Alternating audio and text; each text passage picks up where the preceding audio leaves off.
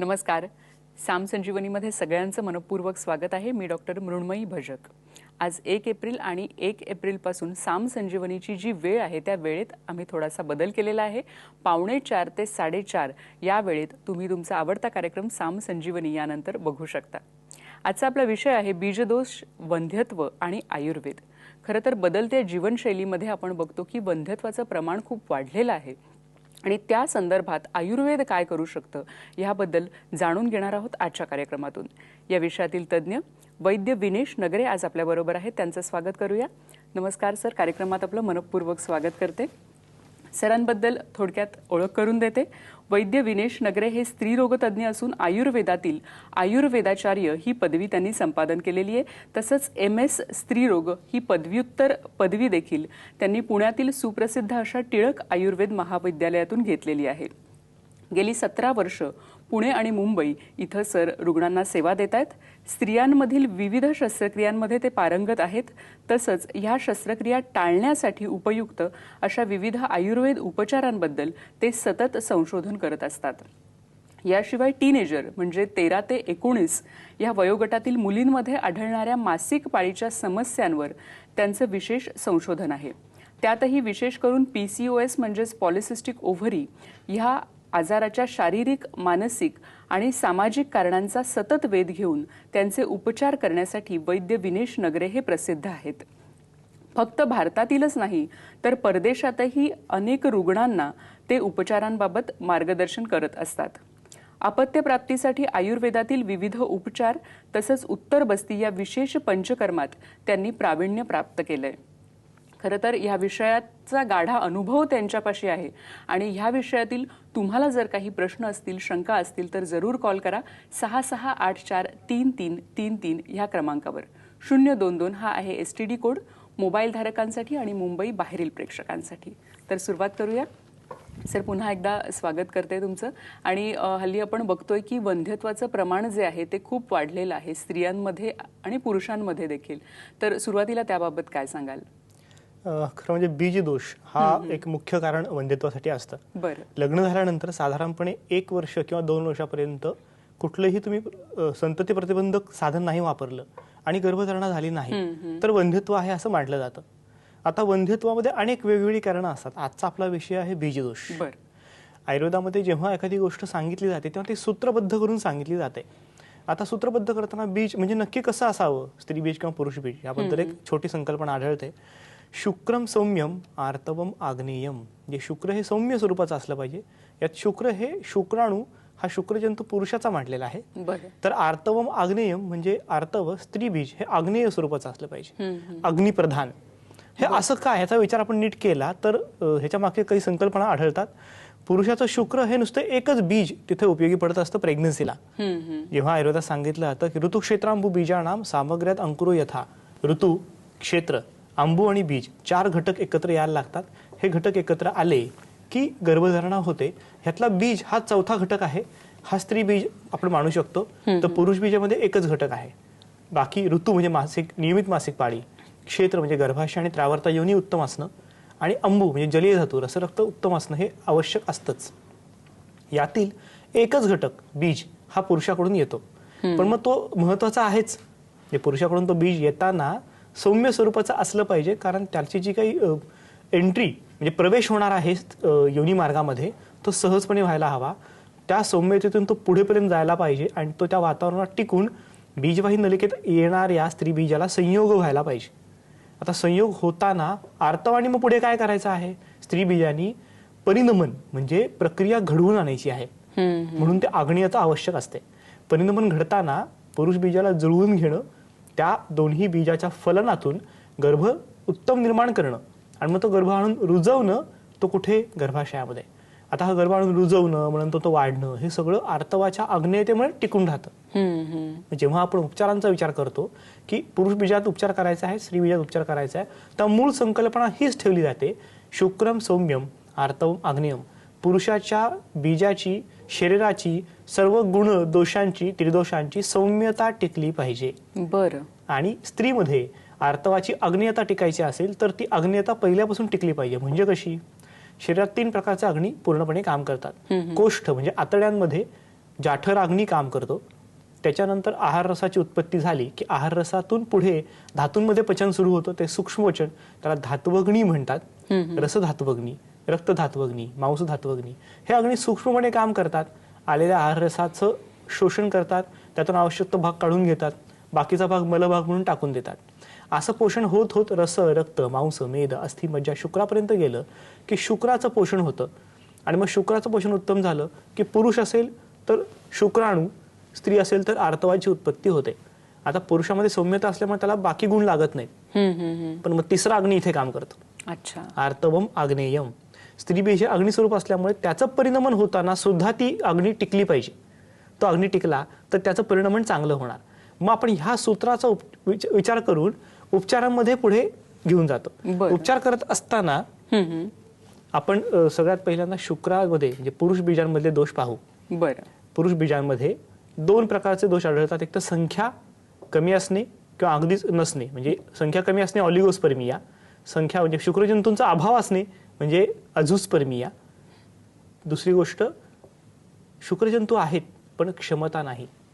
आता ही क्षमता 2 प्रकारे जोखली जाते. म्हणजे शुक्रजंतू आहेत, हालचाल चांगली आहे, पण जेव्हा ते योनी मार्गात प्रवेश करतात तेव्हा प्रोग्रेसिव्ह मोटिलिटी, प्रोग्रेस ते तिथून पुढे त्यांचा जो प्रवास असतो, योनी मार्ग, गर्भाशय, मुख, गर्भाशयाचा अस्तर आणि बीजवाही नलिका, हा एवढा भाग तो ट्रॅव्हल करताना किंवा प्रवास करताना मध्येच कुठेतरी संपून जातात, शुक्रजंतू ठार होतात. आणि मग मिलियन्स म्हणजे दशलक्ष असं आपण त्यामध्ये काउंट मोजतो. 40 मिलियन इतका काउंट असतो खरं नॉर्मल शुक्रजंतूंचा. हा काउंट असताना देखील त्यातला एकही शुक्रजंतू योनी मार्ग ट्रॅव्हल करून पुढे जाऊ शकत नाही. मग क्षमता देखील महत्त्वाची असते. ह्या संख्या आणि क्षमता दोन्ही गोष्टी तितक्याच महत्त्वाच्या असतात, कारण स्त्री बीज फक्त एकच येत असतं. स्त्री बीज एकच बीजवाही नलिकेत येणार आणि ते पुरुषाच्या बीजाला फलन करून घेण्यासाठी तयार राहणार. मग पुरुष बीजामध्ये आपण जेव्हा चिकित्सेचा विचार करतो तेव्हा संख्या आणि त्याची क्षमता दोन्ही गोष्टींचा विचार करत पुढे जायला लागतं. नक्कीच. खरं तर खूप वेगळा विषय आहे आणि खूप इंटरेस्टिंग करून तुम्ही सांगताय. पण आपल्याला एक फोन येतोय कार्यक्रमात, तो घेऊया. कार्यक्रमातला पहिला फोन आहे टिटवाळ्याहून. अनुसया कांबळे आपल्याशी बोलतायत. नमस्कार, बोला. हॅलो. फोन कट झालेला आहे. सर, तुम्ही सांगत होतात की पुरुष बीजामध्ये जे दोष आढळतात तर त्यांच्याबद्दल आपण बोलूया. पुरुष बीजामध्ये दोष निर्माण होतात, सौम्यता नष्ट होती. त्याची कारण काय? आपण नेहमी पाहतो की आता थोडंसं व्यसनांचं प्रमाण वाढत चाललंय. मानसिक धावपळ, ताणतणाव ह्या अशा गोष्टी सतत वाढत चालल्या आहेत. कारण काय काय असू शकतात? आपण एक छोटंसं स्लाइड इथे लॅपटॉपवर दाखवली आहे. त्याच्यामध्ये स्पष्ट लिहिलेलं आहे की व्यसनांपासून दूर राहायला लागतं. व्यसनं काय करू शकतात? आता दारू, सिगरेट, तंबाखू, ह्यातलं सिगरेट किंवा तंबाखू हे व्यसन अतिशय वाईट. याचं कारण सांगतो. तंबाखूमध्ये निकोटीन जे असतं ते रक्तवाहिन्यांची भिंत आतून जाड करतं.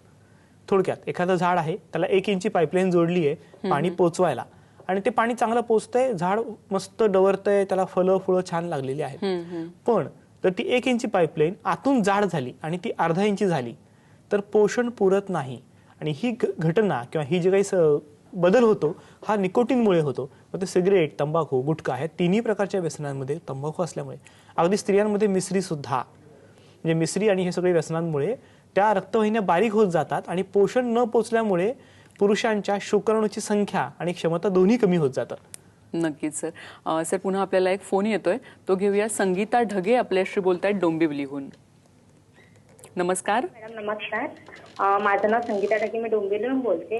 माझा असा प्रश्न होता की माझी बहीण आहे, तर एमसीच्या वेळेस ना तिच्या पोटामध्ये खूप दुखते.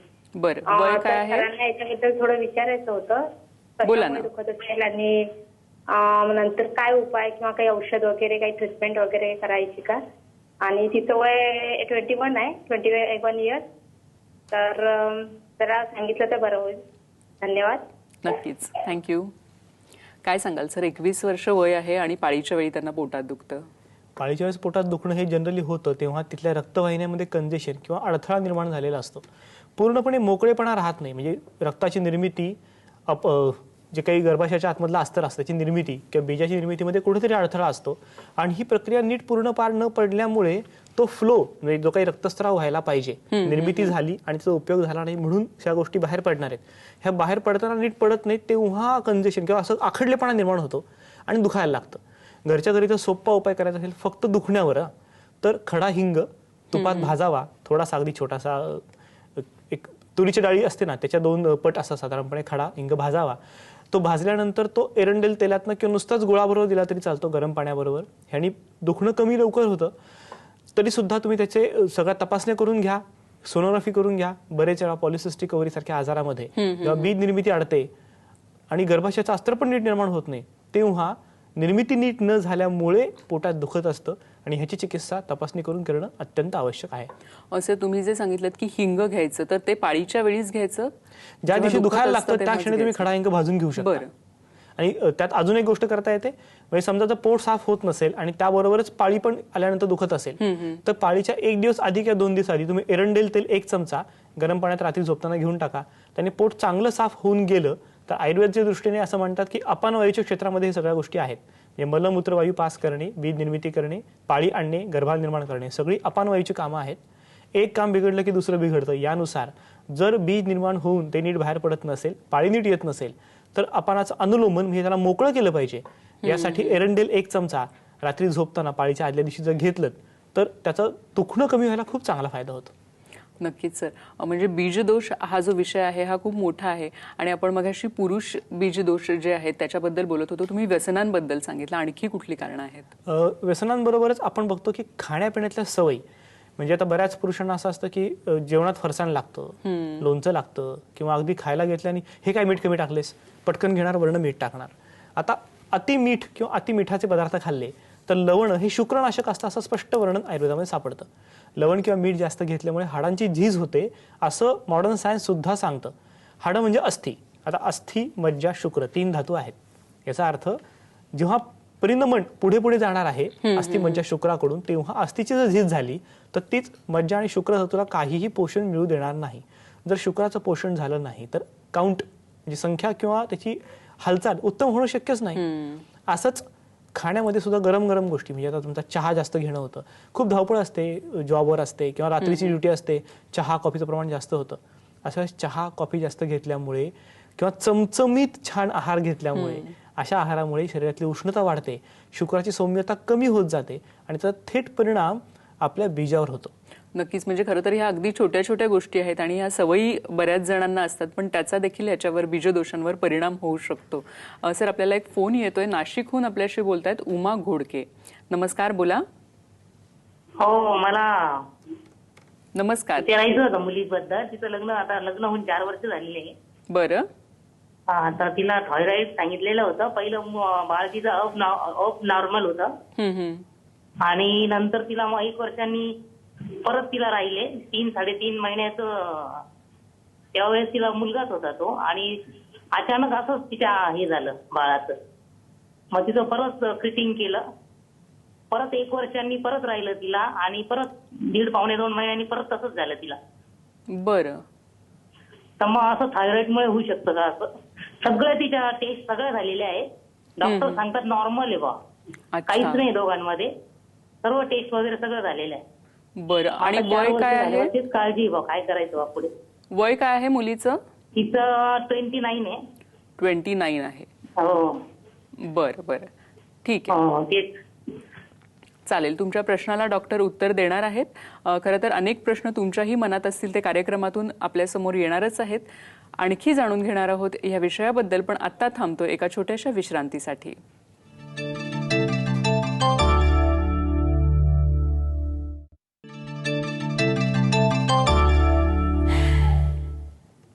नमस्कार. विश्रांतीनंतर सगळ्यांचं मनपूर्वक स्वागत करते. बीजदोष, वंध्यत्व आणि आयुर्वेद ह्या विषयावर आज आपण चर्चा करतोय आणि आपल्याला मार्गदर्शन करतायत वैद्य विनेश नगरे.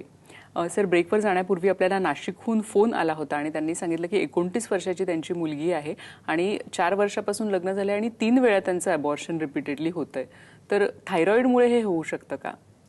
खरं म्हणजे उमाताई, तुम्ही जो प्रश्न विचारलाय त्यामध्ये सांगितलं की 3 वेळा अबॉर्शन झालेलं आहे, 4 वर्ष लग्नाला झालेली आहेत. थायरॉइडमुळे अबॉर्शन होण्याचं प्रमाण तेव्हाच असतं जेव्हा औषधं चालू नाहीत. आता तुम्ही एवढं 4 वर्ष औषध घेता, याचा अर्थ थायरॉइडसाठी औषध घेणं रेग्युलर चालू असणार आहे. तसं असेल तर थायरॉइडमुळे अबॉर्शन होत नाही. दुसरी गोष्ट, 3 वेळा गर्भधारणा झाली, याचा अर्थ सतत ट्रीटमेंट चालू होती. डॉक्टरांनी सांगितले सगळे रिपोर्ट नॉर्मल आहे, पण असं जनरली नसतं. तुमच्या मुलीला 100% असिस्टेड ओव्ह्युलेशन म्हणजे औषध देऊन बीज निर्मिती केली गेलेली आहे, हे मी खात्रीने सांगू शकतो. कारण त्याच्यामुळे बीज निर्मिती झालेली आहे, पण ती असिस्टेड म्हणजे करवून घेतलेली आहे. त्याच्यामुळं शरीराला त्याची पूर्ण माहिती नाही. जेव्हा बीज निर्मिती कृत्रिमपणे करून घेतली जाते तेव्हा गर्भाशयाचं अस्तर पूर्णपणे त्याला घ्यायला तयार नसतं किंवा रुजवून घ्यायला तयार नसतं. बरं. अशा वेळेस गर्भाशयाचं अस्तर वाढण्यासाठी पुढे प्रोजेस्ट्रॉन नावाचा एक हार्मोन कंटिन्युअसली दिला जातो. म्हणजे पाळीमध्ये 2 टप्पे असतात. ओव्ह्युलेशन किंवा बीज निर्मिती होईपर्यंत इस्ट्रोजन काम करतं, पुढे 14 दिवस प्रोजेस्ट्रॉन काम करतं. जर गर्भधारणा झाली तर हेच प्रोजेस्ट्रॉन पुढे कंटिन्यू होतं. असं मानलं जातं की हे प्रोजेस्ट्रॉन कमी पडलं त्याचं औषध दिल्यानंतर ते टिकेल, पण प्रत्येक वेळेस ते यशस्वी होत नाही. अच्छा. जेव्हा पॉलिसिस्टिक ओव्हरी म्हणजे बीज निर्मिती वेळेत होत नाही असा आजार असतो, अशा वेळेस तुम्ही औषध देऊन गर्भधारणा करायचा प्रयत्न केलात तरी बऱ्याच वेळा गर्भपात होतो असं रुग्णांचा इतिहास सापडतो. अशा वेळेस मूळ आजार पॉलिसिस्टिक ओव्हरी त्याचा उपचार करायला लागतो. तुमच्या मुलीच्या रिपोर्टमध्ये अगदी जुने रिपोर्ट म्हणजे 2 वर्षापूर्वीचे 3 वर्षाचे रिपोर्ट त्यामध्ये कुठेतरी हे सापडणार आहे. याचं कारण पॉलिसिस्टिक ओव्हरी पेशंटच्या रिपोर्टमध्ये असतं. पेशंट आमच्याकडे येतात आणि सांगतात डॉक्टर कुठलंच काही प्रॉब्लेम नाहीये. रिपोर्ट बघितले की ते सापडतं. त्याच्याबद्दल फार मोठं डिस्कशन किंवा चर्चा केली जात नाही. याचं मुख्य कारण polycystic ovary can not be क्युअर्ड म्हणजे हा आजार पूर्ण बरा होत नाही असं मानलं जातं. आजार पूर्ण बरा करायची खरं म्हणजे गरज नाही आपल्याला. आजाराचं प्रमाण इतकं कमी करायचं की ज्यामुळे गर्भधारणा नक्की होईल. तेव्हा तुमच्या मुलीला त्या प्रकारची चिकित्सा आयुर्वेदिक जर केली गेली म्हणजे धातू चिकित्सा आम्ही त्याला म्हणतो, रसधातूपासून शुक्रापर्यंत शरीराला बल देणं आणि हे बल दिलं गेलं तर ओव्ह्युलेशन किंवा बीज निर्मिती प्राकृत होईल आणि प्राकृत बीज निर्मिती जर झाली तर गर्भाशय त्या बीजाला रुजवून घेईल आणि पुन्हा गर्भाचा धोका नक्कीच टळू शकेल. बरोबर आहे. म्हणजे त्यांची जी शंका होती की थायरॉइडमुळे होतंय का, तर ते नसून तुम्ही जसं सांगितलं की PCOS असण्याची शक्यता आहे. सर, पुरुषांमधील जे दोष असतात बीजदोष, तर त्याच्यापैकी तुम्ही सांगितलं की व्यसन आणि अन्नातले आपले जे घटक असतात ते, तर आणखी काही कारणं असू शकतात का? आपली जगण्यातली पद्धत पण बदलते. म्हणजे बऱ्याच वेळा असं कसं होतं, बऱ्याच जणांचा व्यायाम हा प्रकार खूप तुटलाय. त्यामुळे सकाळी उशिरा उठायचं, रात्री उशिरा झोपायचं. रात्री उशिरा झोपल्यामुळे काय घडतं, आयुष्यामध्ये आपल्याला 3 टप्पे पडलेले आहेत. वयोहो रात्री भुक्तानाम, त्रिदोष म्हणजे वात पित्त कफ. वय दिवस आणि रात्रामध्ये 3 टप्प्यात विभागलेले आहेत. लहानपणी कफ, तरुणपणी पित्त, म्हातारपणी वात. तसंच दिवसाचं सकाळी कफ, दुपारी पित्त, संध्याकाळी वात. परत तिथूनच लगेच परत रात्र होताना वात, मध्यरात्री पित्त, सकाळी पहाटे साधारणपणे कफ.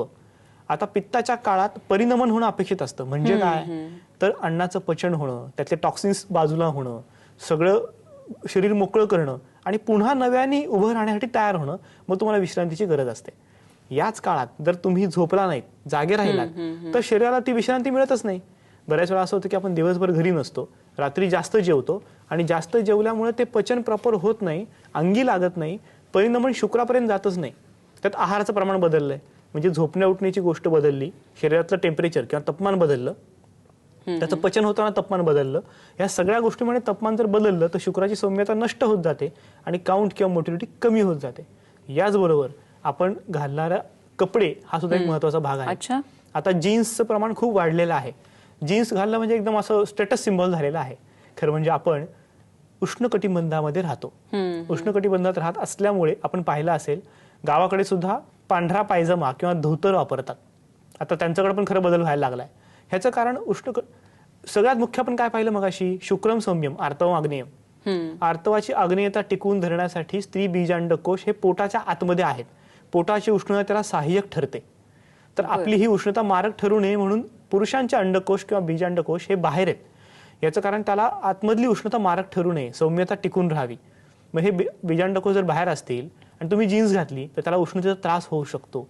कारण जीन्समुळे व्हेंटिलेशन किंवा जे हवेचा मोकळेपणा आहे तो होत नाही.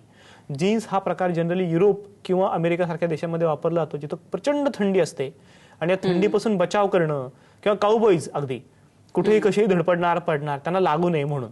पण जीन्समधून उष्णता कोंडली जाते आणि कोंडलेल्या उष्णतेमुळे त्रास होऊ शकतो. जसं आपण म्हटलं आहारातून उष्णता, जगण्यातल्या सवयीमुळे उष्णता, व्यसनांमधली उष्णता आणि घातणाऱ्या कपड्यांमधून उष्णता ही मारक ठरू शकते. तर हे आपण टाळण्याचा प्रयत्न करा. नक्कीच सर. म्हणजे खरं तर खूप छोट्या छोट्या गोष्टी आहेत ह्या आणि आपल्याला बऱ्याचदा लक्षातही येत नाहीत की ह्या गोष्टींमुळे देखील ह्या गोष्टी देखील आपल्या आरोग्यावर परिणाम करू शकतात. सर, आपल्याला एक फोन येतोय. अमरावतीहून आपल्याशी बोलतायत साधना पाटील. नमस्कार, बोला. नमस्कार सर, मी साधना पाटील बोलते अमरावतीवरून. बोला. आणि माझी मुलगी आहे 25 वर्षाची. बरं. आणि तिला त्रास आहे थोडा पीसीओडीचा. ती आता सध्या पुणेला शिकते. आणि तिला त्रास नक्की काय होतोय? पीसीओडीचा त्रास आहे म्हणजे काय होतंय? तिला म्हणजे असं तिची जी पिरियड्स आहेत ते रेग्युलर नाही आहे. आणि कधी 33 दिवस तर कधी 35. याच्यापूर्वी तर अगदी 1.5 महिना सुद्धा. आणि तिचं थोडं आता असं म्हणजे लठ्ठपणा वगैरे वाढलेला आहे. बरं बरं. आणि बस तेवढंच ते विचारायचं होतं. ओके. तुम्हाला काही विचारायचं सर? नाही, ठीक आहे. आपला पुढचा विषय तोच आहे. थँक्यू साधनाताई. सर काय सांगाल? पीसीओडीचा त्यांना त्रास आहे. खरं पॉलिसिस्टिक ओव्हरी म्हणजे पीसीओडी ह्याचं मुख्य कारण काय? म्हणजे आता बीजांडकोशात भरपूर गाठी होणे बीजांडाच्या म्हणजे पॉलिसिस्टिक ओव्हरी. हे का घडतं? कारण बीजांडकोशातनं बीज तयार होताना ते पूर्णपणे तयार होतच नाही. बीज तयार होताना कसं होतं? साधारणपणे मायक्रॉन साईजचं किंवा सूक्ष्म अशी बीजांड असतात. ते 1 mm, 2 mm, 3 mm, 4, 5, 10, 15, 20, 22 mm पर्यंत वाढतं. ही घटना बरोबर 14 दिवसात घडत असते.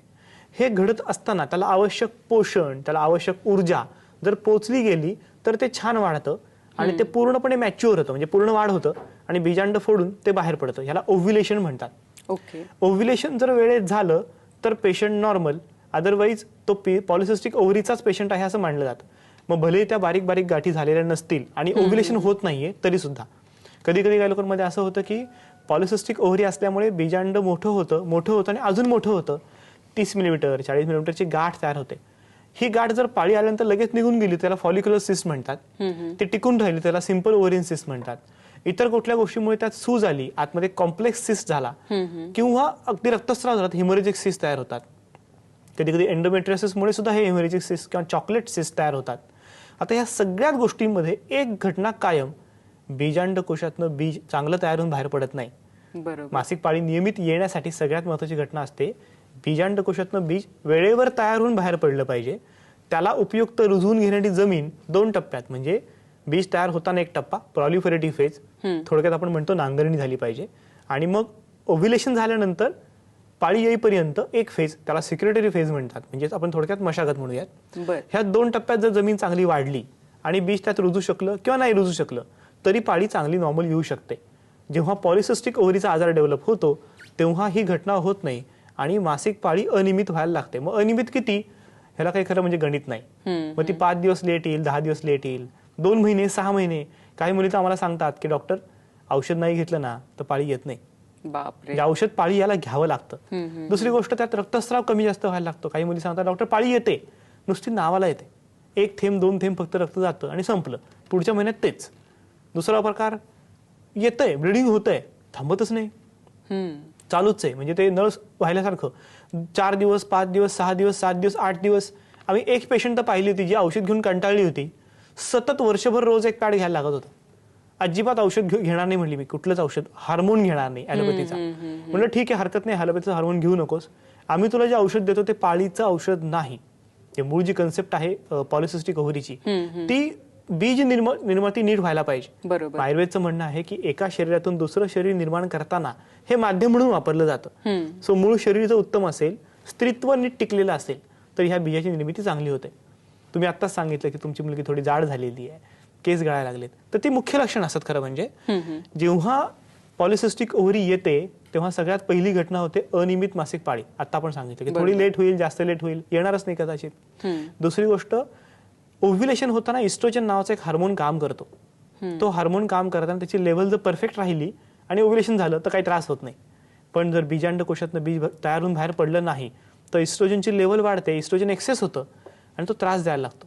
शरीरातली उष्णता वाढवतो, तेलाची निर्मिती स्किनमध्ये जास्त करतो आणि ती बाहेर पडायला लागलं की त्वचा काळवंटे, पिंपल्स यायला लागतात, त्वचा रफ होते.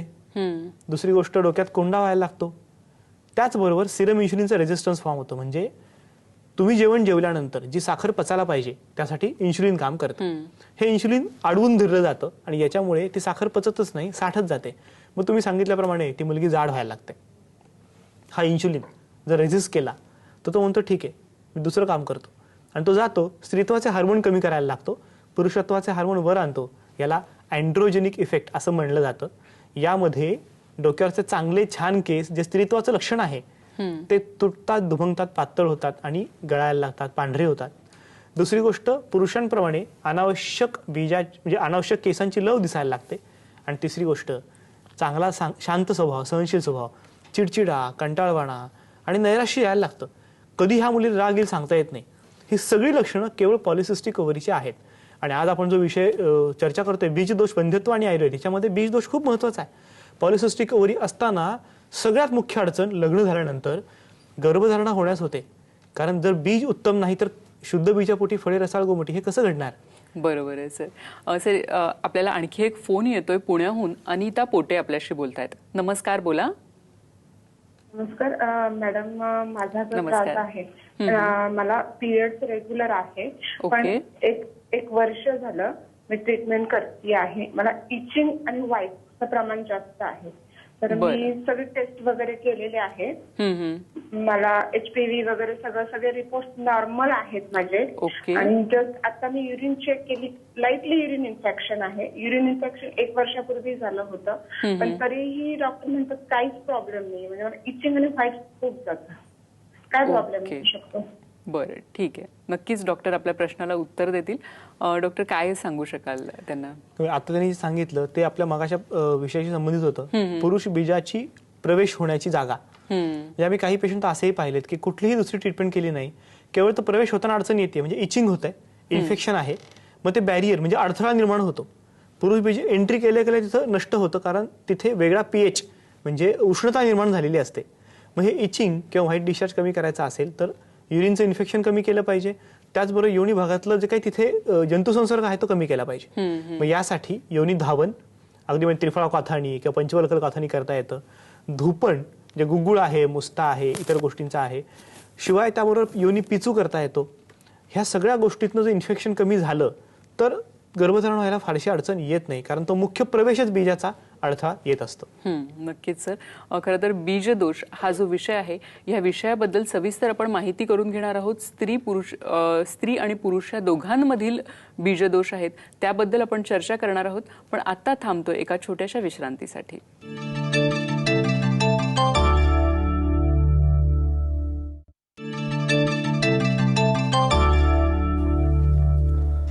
नमस्कार. विश्रांतीनंतर सगळ्यांचं मनपूर्वक स्वागत करते. आजचा आपला विषय आहे बीजदोष, वंध्यत्व आणि आयुर्वेद. आपल्याला मार्गदर्शन करतायत डॉक्टर विनेश नगरे. सर, आपण आता सांगितलं की PCODमुळे काय काय प्रॉब्लेम्स होऊ शकतात पेशंट्सना. तर हे जे प्रॉब्लेम्स असतात, म्हणजे जे बीजदोष असतात स्त्रियांमध्ये आणि पुरुषांमध्ये, तर आयुर्वेद ह्या सगळ्याकडे कशा दृष्टीने बघतं? बीजदोषची चिकित्सा करताना सगळ्यात पहिलं म्हणजे आपण नैसर्गिक उपाय काय काय करतो याचा विचार करतो. म्हणजे पुरुष बीजाचा उपचार करताना सगळ्यात पहिला आम्ही काय म्हणतो, शुक्रम सौम्यम. मग ही सौम्यता टिकवण्यासाठी उन्हाळ्यात काय करणार? सगळ्यात सोपं, शक्य असेल तर स्विमिंगला जा, गार पाण्यात पडा, छान मन शांत होतं. गार पाण्याचा स्पर्श झाल्यामुळे शुक्राची सौम्यता टिकते आणि जे काही तुमच्या अंगामध्ये उष्णता आहे ती पण निचरा होऊन जाते. दुसरी गोष्ट, पूर्ण विश्रांती घ्या. रसदार फळं भरपूर घ्या. म्हणजे आता टरबूज आहे, खरबूज आहे, डाळिंब आहे, ही सगळी फळं भरपूर घ्या, सीझननुसार मिळणारी. दुसरी गोष्ट, पुरुषांचं म्हटलं तर बहुबीजक फळं घेणं अतिशय लाभदायक. स्ट्रॉबेरी आहे, डाळिंब आहे, सीताफळ आहे, पेरू आहे, यासारखी बहुबीजक फळं तुम्ही घेतल्यामुळे बीजाने बीज वाढतं असं मानलं जातं. सो ते नियमितपणे घ्यावं. ओके. नॉनव्हेज थोडं टाळावं आता उन्हाळ्यामध्ये, कारण त्याने उष्णता अत्यंत भडकते. सो उन्हाळ्यामध्ये नॉनव्हेज टाळावं. स्त्रियांचा विचार केला तर सगळ्यात दुसऱ्या प्रकारे असं असतं की आर्तवम आग्नेयम, म्हणजे खाण्यात तुम्ही काय टाळाल. असं आपण बघतो की पाणीपुरीच्या स्टॉलवर मोस्टली 90% स्त्रियाच उभ्या असतात. असं का घडलं? कारण ती चमचमीत चव छान वाटते. खरं म्हणजे ती चव छान वाटण्याचं मुख्य कारण असं असतं की ताणतणाव खूप वाढलेत. आजकाल स्त्रिया झाशीच्या राणीसारखं सगळं करत असतात. म्हणजे जॉब पण करणार, घरातलं पण करणार, मुलंही बघणार आणि सगळंच, म्हणजे मी आता करणार सगळं, असं ते सुपर वुमन सारखं. पण हे करताना ताणतणाव जर वाढले तर त्या तणावातनं काहीतरी चमचमीत खावा अशी इच्छा निर्माण होते. आणि मग ते बर्गर म्हणा, वडापाव म्हणा, पिझ्झा म्हणा किंवा अगदी पाणीपुरी खायची इच्छा होते. कारण पाणीपुरीत तो जो रस्सा असतो तो छान वाटतो. कॉलेजच्या मुलींचं असंच झालेलं, एक मार्काची कॉम्पिटिशन असल्यामुळे सतत टेन्शन. ह्या टेन्शनमधून ह्या सगळ्या गोष्टी निर्माण होतात. पण आपण लक्षात घेतलं पाहिजे की आपण जर आता लग्न झालेलं आहे आणि गर्भधारणेचा विचार करतोय तर आपल्याला 100% प्रयत्न करायचे असतील ना, तर या गोष्टींकडे लक्ष द्यायला लागेल की आपण काय खातो, कसं खातो, केव्हा खातो आणि ते खरंच खाणं गरजेचं आहे का. यामध्ये पाणीपुरीसारख्या गोष्टींचा समावेश नक्कीच टाळावा. चमचमीत खाऊ नये. मिठाचं मगाशी मी सांगितलं ते तसंच आहे. गावाकडच्या लोकांमध्ये कधी कधी सापडतं की मिसरीचं व्यसन स्त्रियांमध्ये आहे, तर मिसरीचं व्यसन ताबडतोब सोडून द्यावं. म्हणजे आमचे एक पेशंट मला चांगले आठवते, ओव्युलेशन अजिबात होत नव्हतं, पाळी पूर्ण थांबलेली होती आणि सलग 1.5 वर्ष ट्रीटमेंट करावी लागली. पण त्याच्या आधी 3 वर्ष पाळी पूर्ण थांबलेली असताना 1.5 वर्षानंतर पुन्हा पाळी सुरू झाली. त्याच्यानंतर 6 महिन्यात साधारणपणे गर्भधारणा झाली. 2 वर्ष लागली, पण पूर्णपणे थांबलेली पाळी. तिला तर सांगितलं होतं गर्भाशय काढून टाक, संपलं तुझं काम, आता काही होणार नाही. असं असताना ते सगळं झालं कारण जे आर्तवाची आग्नेयता, उष्णता वाढत चालली होती. ही उष्णता कमी करण्यासाठी आधीचे इफेक्ट कमी करणं, मग त्यात पंचकर्माचा समावेश होऊ शकतो. म्हणजे आपण बस्ती म्हणतो, विरेचन म्हणतो किंवा डोकं शांत करायला शिरोधारा म्हणतो. ह्या पंचकर्माचा समावेश करून दोषांचं निर्हरण, अति वाढलेले दोष कमी करणे, त्याला शोधन चिकित्सा म्हणतात. शमन चिकित्सेमध्ये आलेले इफेक्ट जे शरीरात आत्ता आहेत, थोडक्यात काय, पूर येऊन गेलाय, घरं उद्ध्वस्त आहेत, दुरुस्त केली पाहिजेत, मग ही शमन चिकित्सा झाली. मग ही शमन चिकित्सा करताना काही विशिष्ट औषधांचा समावेश करत, मग कधी कधी सुवर्णकल्प पण मिक्स करायला लागतात. ह्यांचा समावेश करून दोष शांत करायचे. आणि मग बृहण म्हणजे आता गर्भधारणा हे सर्वोच्च काम शरीराचं आहे की नाही, मग त्यासाठी आपण ताकद दिली पाहिजे. मग या बृहणासाठी काही औषधं वापरायला लागतात, जसं आपण शतावरी म्हणतो स्त्रियांमध्ये, अश्वगंधा पुरुषांमध्ये मांडतो. ह्या सगळ्या गोष्टींचा समावेश करून टप्प्याटप्प्याने पुढे गेलं की रिझल्ट चांगले दिसायला लागतात. आता स्त्रियांमध्ये आपण विचार करताना एक उत्तर बस्ती नावाच्या पंचकर्माचा विशेष समावेश करतो. ह्याचं कारण गर्भधारणा होताना आपण बघतो पॉलिसिस्टिक ओव्हरी आहे, एंडोमेट्रियोसिस आहे, ह्या सगळ्या गोष्टींमध्ये बऱ्याच वेळा रिझल्ट शोधन शमन चिकित्सेने, बृहण चिकित्सेने पण पटकन पुढे जात नाहीत.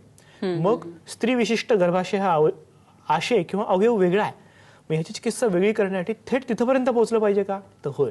मग यासाठी उत्तर बस्ती अतिशय उत्तम ठरतो. नक्कीच सर. खरं तर उत्तर बस्तीबद्दल आम्हाला सविस्तर माहिती तुमच्याकडून हवी आहे, पण आपल्याला एक फोन येतोय, तो आधी घेऊया. साधना आपल्याशी बोलतायत बीडहून. नमस्कार, बोला. Hello doctor. नमस्कार, बोला, आपला प्रश्न विचारा. माझं वय 35, माझं गर्भाशयाचं ऑपरेशन झालेलं आहे. बरं. हा, तर मग म्हणजे हार्मोन संतुलनासाठी काय काय औषध घेतले पाहिजे सांगता येईल का? गर्भाशयाचं ऑपरेशन झालंय म्हणजे काढून टाकलंय का गर्भाशय? हो, गर्भाशय काढून टाकलेलं आहे. बरं बरं, ठीक आहे. डॉक्टर, काही प्रश्न विचारायचे तुम्हाला? नाही, ठीक आहे. ठीक आहे, धन्यवाद. खरं वय वर्ष 30 आणि गर्भाशय काढले ही घटना चुकीची आहे. कितीही अडचण आली तरी असं केलं जात नाही, पण ठीक आहे, आता काढलंय. गर्भाशय काढल्यामुळे बीजांडकोष ठेवलेत काही बघायला लागेल. एक आशय तुमचा निघून गेलेला आहे, त्यामुळे वाताची पोकळी वाढलेली आहे, वात वाढणार आहे. मग वात कमी राहण्यासाठी तुम्ही सगळ्यात महत्वाचं, घरच्या घरी रोज तिळाचं तेल घालून अभ्यंग करा. पूर्ण अंगाला तिळाचं तेल लावायचं आणि गरम पाण्याने आंघोळ करायची. हे सोपं करा. दुसरी गोष्ट, शतावरी कल्प 2-2 चमचे सकाळ संध्याकाळ सुरू करा. तिसरी गोष्ट, हळीवची खीर रोज सुरू करा. हे अजिबात चावू नका, उष्ण पडतात. 1 छोटा चमचा हळीव पाण्यात भिजवा, सकाळी दुधातनं खीर करून प्या. एवढ्या गोष्टींनी तुमचं आता जे गर्भाशय गेलेलं आहे त्यातून जे पोषक घटक तुम्हाला मिळणार होते किंवा सिग्नल्स हाडांसाठी ते मिळत नाही, तर ते ह्या अहळीवातनं, शतावरीमधून मिळू शकतील. त्याचा तुम्हाला नक्कीच फायदा होऊ शकेल. बरोबर आहे. सर, पंचकर्म चिकित्सेबद्दल तुम्ही सांगत होतात की पुरुषांमध्ये आणि स्त्रियांमध्ये दोघांमध्येही ही केली जाते का? पुरुषांमध्ये आणि स्त्रियांमध्ये दोघांमध्येही पंचकर्म चिकित्सा केली जाते. पुरुषांमधली सौम्यता टिकवण्यासाठी, उष्णता कमी करायची असेल तर विरेचन, बस्तीमध्ये खरं सगळ्याच औषधांचा समावेश करता येतो. म्हणजे अगदी शोधन म्हणा, शमन म्हणा, बृहण म्हणा, कारण बस्ती ही निम्मा आयुर्वेद असं चिकित्सा मानली जाते. बरं. तर ह्या सर्वांची चिकित्सा त्यातनं केली जाते. फक्त औषधांचं प्रमाण बदलायला लागतं आणि रुग्णाला किती वेळ आहे त्यानुसार करायला लागतं. बरोबर. म्हणजे अगदी 1 दिवस रुग्णाला नाही, मात्रा बस्ती करता येतो. 8 दिवस वेळ आहे, योग बस्ती करता येतो. 16 दिवस सलग वेळ आहे, कालबस्ती करता येतो. 21 दिवस पेशंट सलग यायला तयार आहे आणि वेळ पण आहे, तर मग प्रजास्थापन बस्ती म्हणजे जी काही सिस्टीम प्रजा निर्माण करणारी त्याची स्थापना करता येते आणि त्यात उत्तम रिझल्ट मिळवता येतात. त्याच्या पुढे आपण मगाशी बघितलं उत्तर बस्ती. हो, उत्तर बस्तीकडेच मी येणार आहे की उत्तर बस्ती हे नाव ऐकलेलं आहे आणि खूप उपयुक्त अशी चिकित्सा आहे, पण नक्की काय असतं उत्तर बस्ती म्हणजे? उत्तर बस्ती दोघांमध्येही करता येते, पुरुषांमध्ये आणि स्त्रियांमध्ये असतं. पुरुषांमध्ये आपण मूत्रमार्गातनं ते औषध आतमध्ये सोडतो, तर स्त्रियांमध्ये थेट गर्भाशयात औषध सोडलं जातं. पुरुषांमध्ये शुक्राणूंची हालचाल किंवा संख्या वाढण्यासाठी हे करता येतं. आधी पण पंचकर्म करून घ्यायला लागतं. पंचकर्म शरीर शुद्धी, शमन चिकित्सा औषधांची, आणि मग तिसरा टप्पा म्हणून आपण उत्तर बस्ती करतो पुरुषांमध्ये. स्त्रियांमध्येही असंच, शोधन चिकित्सा आधी बस्ती करून घ्यायला लागतात, मग शमन चिकित्सा औषधं आणि त्याच्या जोडीला मग उत्तर बस्ती. उत्तर बस्ती करताना आम्ही जवळपास 8 ते 9 प्रकारची औषधं वापरतो, यात ओव्ह्युलेशनसाठी आपण कास्याचं तेल वापरू शकतो, क्षार तेल, आणि अतिरिक्त जाडी कमी करता येते, एंडोमेट्रियमचा प्रॉब्लेम कमी करता येतो, आणि बल देण्यासाठी जीवनी तेल किंवा बला तेल वापरता येऊ शकतं. नक्कीच सर. आपल्याला आणखी एक फोन येतोय. अर्चना आपल्याशी बोलतायत चेंबूरहून. नमस्कार, बोला. ऍक्च्युली डॉक्टर, माझी मुलगी आहे, तिला पण मिसरीचं व्यसन आहे, बरोबर. तर तिची पाळी पण नियमित झालेली आहे. म्हणजे कसं, तिला पहिल्यापासून 8-10 दिवस पाळी अगोदरच येते. जसं जशी ती पाळी झालीये तशी तिला आठवडा येते. पण आता तिची पाळी 2 दिवस कंटिन्यू तशी जाते. तिला एक मुलगी आहे 12 वर्षाची. बरं. आणि प्लस तिला मुलगी असून सुद्धा आता तिचे 3 अबॉर्शन झाले. म्हणजे काही कारणास्तव तिने लगेच इमिडिएट राहिल्यामुळे एक अबॉर्शन केलं, त्याच्यानंतर दुसरंही अबॉर्शन केलं, पण एक असं क्युरिटीन केलं, आणि थर्ड वालं होतं ते गोळीनी पाडलं. आता तिची घरचे बोलतात की आम्हाला प्रेग्नेन्सी हवी. मग कसं काय कळेल की तिला मिसरीचा काय प्रॉब्लेम आहे, व्यसन आहे का काय, म्हणजे कसं म्हणजे निदान होऊ शकतं? तुम्हाला डॉक्टरला विचारलं तर त्यांनी ना ते काय हायस्ट्रोग्राफी का काही करतात ना, हिस्ट्रोसाल्पिंगोग्राफी, ट्यूब ब्लॉक झालेत, असे ट्यूब ब्लॉक झालेत म्हणून ते काहीतरी ट्रीटमेंट आहे, पोटातून काहीतरी करायचं असं त्यांनी सांगितलेलं. हिस्ट्रोग्राफी असं काहीतरी सांगितलेलं. मला काही एवढं एक्झॅक्टली माहित नाही, पण ती म्हणत होती. पण त्याच्याने असं वेदना होतील, पोट वगैरे दुखेल, मग ते जरा म्हणजे पेनफुल आहे म्हणून ती घाबरली ते करायला. बरं, आता मूल हवंय तिला. मग तेच मला याच्यावरती मला जे डॉक्टरांना विचारायचंय, म्हणजे मला कसं निदान होईल की तिला मिसरीचं काही साईड इफेक्ट आहे का, खरं ते अबॉर्शनमुळे काय प्रॉब्लेम झाला असेल का काय. मग तिला जर गर्भधारण करायचंच असेल सेकंड, तर ती काय करू शकते, म्हणजे याच्यावरती काय डॉक्टर सल्ला देऊ शकतो? नक्कीच डॉक्टर आपल्या प्रश्नाला उत्तर देतील. काय सांगाल डॉक्टर? बरेच कॉम्प्लिकेशन्स दिसतात ह्याच्यामध्ये. अर्चनाताई, आपण मगाशी सांगितलं होतं कुठलंही व्यसन म्हणजे तंबाखूचं व्यसन जर असेल, मिसरीमध्ये तंबाखू असते 100%, तर रक्तवाहिन्या आतून जाड होत जातात. तसंच सेम आपल्या आतड्यांचं किंवा प्रत्येक आशयाचं असतं. ज्या काही पेशी आहेत ते संकुचित होत जातात, त्यामुळे ट्यूब ब्लॉक होऊ शकते. हे एक कारण झालं. दुसरी गोष्ट, 3 वेळा अबॉर्शन झालेलं आहे. यामध्ये जर हलकासा जंतुसंसर्ग झाला असेल तर या जंतुसंसर्गामुळे आतमध्ये चिटकाचिटकी निर्माण होते, कारण थोडी सूज निर्माण होते, आणि सुजेमुळे ट्यूब ब्लॉक होऊ शकते. तुम्हाला 2 प्रकारच्या टेस्ट सांगितले असतील. एक तर HSG, हिस्टेरोसाल्पिंगोग्राफी, ज्याच्यामध्ये औषध भरतात गर्भाशयामध्ये आणि एक्सरे काढतात. एक्सरेमध्ये कळतं ट्यूब ब्लॉक आहे की नाही. दुसरी गोष्ट हिस्टेरोस्कोपी. हिस्टेरो म्हणजे गर्भाशय आणि स्कोपी म्हणजे पाहणे, गर्भाशयाच्या आत जाऊन पाहणे. मग एक दुर्बीण आतमध्ये टाकतात, त्यातनं पाहतात की नक्की काय घडलंय. याच वेळेस एक उपचार करता येऊ शकतो की कॅन्ड्युलायझेशन, म्हणजे एक छोटीशी तार टाकून हळूहळू ते ढकलतात, त्यातनी कधी कधी ट्यूब ओपन होते, पण ती ओपन राहिल्याची काही गॅरंटी नाही. मग अशा वेळेस उत्तरबस्तीचा उपयोग खूप चांगला होतो. उत्तरबस्ती किंवा पिचू, आपण जे योनी पिचू देतो, क्षार तेल, कास्य तेल, ह्याचा अत्यंत चांगला उपयोग होऊ शकतो आणि ट्यूबल ब्लॉक निघू शकतो. समजा पिचूनी उपयोग होत असेल, थेट गर्भाशयात औषध सोडण्यासाठी आपण उत्तरबस्ती करतो. फक्त उत्तरबस्ती करताना तो तज्ज्ञ वैद्यांकडून करून घ्यावा. सगळेच वैद्य उत्तरबस्ती करत नाहीत, कारण त्यातलं कौशल्य प्रत्येकाकडे नसतं. बरं, हे विशेष कौशल्य आहे. याच्यामध्ये जंतुसंसर्ग टाळला जातो आणि संपूर्णपणे सगळी काळजी घेऊन मग उत्तरबस्ती करावा लागतो. क्षार तेल आहे, कास्य तेल आहे. याने जर ट्यूबल ब्लॉक निघाला आणि गर्भधारण होत नसेल तर पुढे आपण मगाशी सांगितलं बला तेल, जीवनीय तेल किंवा फलगृहचा वापर करून गर्भाशयाच्या अस्तराला अधिक बलवान करता येतं, ट्यूबच्या अस्तराला अधिक बलवान करता येतं, ज्यामुळे गर्भधारणा आधी ट्यूबमध्ये नीट होणं, ती नंतर पुढे येणं. कारण जर ट्यूब नीट नसेल आणि गर्भधारणा झाली तर ती ट्यूबमध्येच राहते, त्याला एक्टोपिक प्रेग्नन्सी म्हणतात, आणि तिथंच वाढते आणि कधी कधी खूप मोठं ऑपरेशन करायला लागतं. तर दोन्ही गोष्टी टाळण्यासाठी आणि गर्भधारणा होण्यासाठी पिचू किंवा उत्तरबस्तीचा चांगला उपयोग होऊ शकतो. सर, उत्तरबस्ती आहे तर ती साधारण किती दिवसांची ट्रीटमेंट असते? उत्तरबस्ती करताना 3 ते 6 दिवस अशी करतात. म्हणजे मासिक पाळी संपली, मासिक पाळीचं ब्लिडिंग संपलं की त्यानंतर मग आपण ती उत्तरबस्ती सुरू करू शकतो. उत्तरबस्तीला 3 किंवा 6 दिवस असं का म्हणतात? जसं त्या रुग्णाला अडचण आहे त्यानुसार 3 दिवस, 4 दिवस का 6 दिवस असं ठरवतात. काही वैद्य 3 दिवस करून थोडा मध्ये 2 दिवस गॅप देतात, मग परत 3 दिवस करतात. आता हे पाळीनंतर लगेच का करायचं? सगळ्यात मुख्य कारण, पाळीनंतर गर्भाशयाचं मुख उघडं असतं, इतर वेळेस ते उघडं नसतं, कारण बाहेरचं इन्फेक्शन आत येऊ नये म्हणून ते बंद होतं. थोडक्यात ते दार आहे शरीराचं. सो तिथून ते उत्तरबस्ती आत देण्यासाठी पाळीनंतर लगेच केला पाहिजे. आणि हे करताना आता बरेच पेशंट आम्हाला म्हणतात की डॉक्टर तुम्ही उत्तरबस्ती करता, आम्ही ऐकलंय आणि लगेच आता आम्हाला उत्तरबस्ती करून द्या, आम्हाला ताबडतोब करायचंय. म्हणजे अगदी टेस्ट बेबी वगैरे केलेलं असतं आणि रिझल्ट नाही म्हणून ताबडतोब आलेले असतात. असं घोड्यावर बसून काही होत नाही. आयुर्वेद शास्त्र हे शांतपणे व्यवस्थितपणे करण्याचं शास्त्र आहे. त्यामुळे रुग्णाचा आधी अभ्यास करून घ्यायला लागतो. काय काय अडचणी होत्या, IVF केलंय का, IUI केलंय का, लॅप्रोस्कोपी केली आहे का, हे सगळं पाहून आणि मग त्याच्यानंतर पुढचा विचार करून आपण ते ट्रीटमेंट ठरवतो. उत्तर बस्ती करताना आधी शोधन चिकित्सा, बस्ती करावाच लागणार, मग औषध द्यायला लागणार आणि मग पुढे द्यायला लागणार. म्हणजे पॉलिसिस्टिक ओव्हरी असेल तर त्याच्यानुसार वेगळा आपण उपचार करू शकतो. नक्कीच सर. म्हणजे आता तुम्ही जसं सांगितलं तसं उत्तर बस्ती ही जी चिकित्सा आहे ती आधीच्या काही चिकित्सांनंतर केली जाते आणि तुम्ही खूप महत्त्वाचं सांगितलं की शांतपणे करण्याची ही ट्रीटमेंट आहे. सर, खूप छान माहिती दिली तुम्ही कार्यक्रमातून. साम संजीवनीच्या संपूर्ण टीमतर्फे मी आपली मनपूर्वक आभारी आहे. धन्यवाद.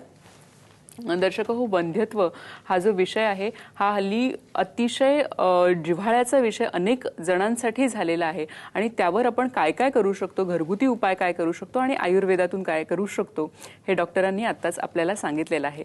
साम संजीवनीमध्ये भेटणार आहोत नवीन विषयासह नवीन एपिसोडमध्ये 4:45 ते 4:30 या वेळेमध्ये. साम संजीवनी पहा, आरोग्य संपन्न रहा. नमस्कार.